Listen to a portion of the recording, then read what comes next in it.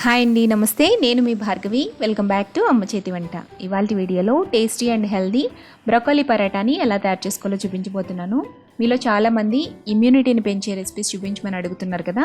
బ్రోకోలీలోని రోగనిరోధక శక్తిని పెంచే ఎన్నో గుణాలు ఉన్నాయన్నమాట. సో బ్రోకోలీతో టేస్టీగా పరాటా ఎలా తయారు చేసుకోవాలో చూసేద్దాం. అలాగే మన ఛానల్లో ఆలూ పరాటా ఎలా తయారు చేసుకోవాలో కూడా ఉందండి. దాని లింక్ నేను డిస్క్రిప్షన్ బాక్స్లో ఇస్తాను, కావాలంటే చెక్ చేసి ట్రై చేయండి. బ్రోకోలీ పరోటాకి ఫస్ట్ మనం చపాతీ పిండిని కలుపుకోవాలండి. దానికోసం ఒక బౌల్లో 2 కప్పుల దాకా గోధుమ పిండి వేసుకోండి. ఈ గోధుమ పిండిలో రుచికి సరిపడా ఉప్పు వేసి ఒకసారి మిక్స్ చేసుకోండి. తర్వాత 2 టీ స్పూన్ల దాకా ఆయిల్ని కానీ లేదా బటర్ని కానీ ఏదైనా మీరు యూజ్ చేసుకోవచ్చు. నేను ఇక్కడ ఆయిల్ని వాడుతున్నానండి. ఆయిల్ వేసిన తర్వాత ఉండలు లేకుండా ఒకసారి మిక్స్ చేసుకోండి. తర్వాత ఇందులోకి తగినన్ని నీళ్లు పోసుకుంటూ మెత్తటి చపాతీ ముద్దలాగా తయారు చేసుకుని పెట్టుకోవాలి.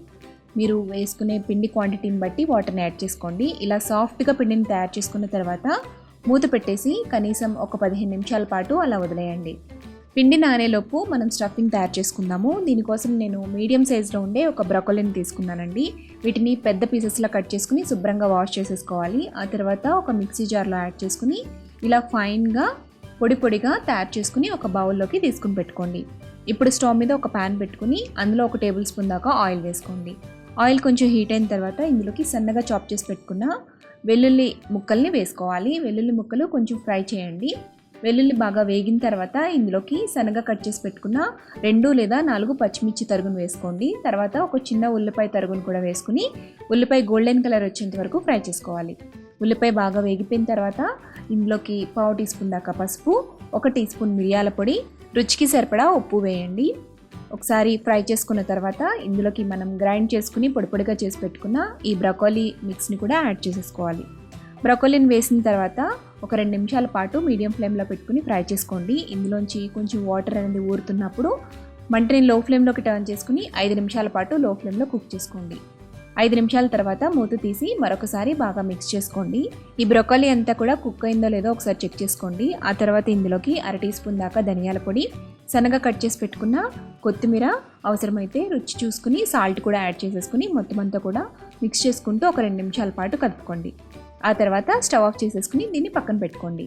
ఇప్పుడు మనం నానబెట్టుకున్న చపాతీ ముద్దని ఒకసారి నీట్ చేసుకున్న తర్వాత పిండిలోంచి కొద్దిగా తీసుకుని ఇలా రౌండ్ బాల్స్ లాగా ఈక్వల్ బాల్స్లా తయారు చేసుకోండి.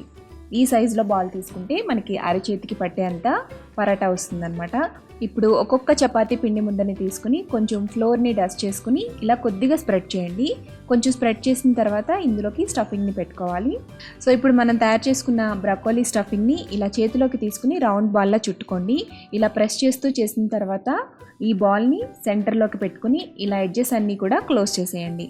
పైకి ఎక్స్ట్రా వచ్చిన పార్ట్ని తీసేసి కొద్దిగా ఇలా ప్రెస్ చేస్తూ గోధుమ పిండితో పైన డస్టింగ్ చేసుకుంటూ ఇలా ఈవెన్గా స్ప్రెడ్ చేసుకోండి. ఫస్ట్ చేతితో అద్దుకున్న తర్వాత చపాతీ కర్రతో ఒత్తుకుంటే ఈజీగా మనకి పరాటా అనేది విరిగిపోకుండా వస్తుంది.